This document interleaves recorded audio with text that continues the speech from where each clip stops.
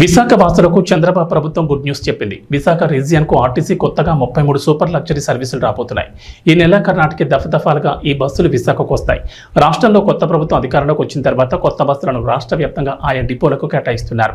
ప్రస్తుతం కాలం చెల్లిన బస్సులు ఎక్కువగా ఉన్నాయి. అందుకే వాటి స్థానంలో కొత్త బస్సులను తీసుకొస్తున్నారు. ఇప్పటి వరకు ఒక అల్ట్రా డీలక్స్ 11 సూపర్ లగ్జరీ సర్వీసులు వచ్చాయి. మరో 33 సూపర్ లగ్జరీ సర్వీసులు రావాల్సిండగా ఈ వారంలో 4 బస్సులు వస్తాయని, మిగిలిన బస్సులు ఈ నెలాఖరులోగా వస్తాయంటున్నారు అధికారులు.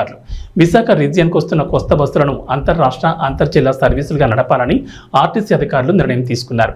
హైదరాబాద్, బెంగళూరు, భువనేశ్వర్, కోరాపుట్, రాజమండ్రి, కాకినాడ, భీమవరం, విజయవాడ, తిరుపతి, కడప, శ్రీశైలం, శ్రీకాకుళం, పలాస, పర్లాకిమిడి, ఖమ్మం, నల్గొండ, భద్రాచలం వంటి ప్రాంతాలకు ఈ ఆర్టీసీ బస్సుల్ని నడపనున్నారు. ఈ రూట్లలో ప్రస్తుతం సేవలందిస్తున్న బస్సులో కాలం చెల్లినవి, పాతబడిన వాటిని తొలగించి కొత్త బస్సుల్ని నడపనున్నారు. ఈ తొలగించిన పాత బస్సులను రిపీట్ చేసి ఆధునీకరించనుంది ఆర్టీసీ. సిటీలో తిరుగుతున్న కాలం చెల్లిన బస్సులను తొలగించి వాటి స్థానంలో ఈ ఆధునీకరించిన బస్సుల్ని నడుపుతారు.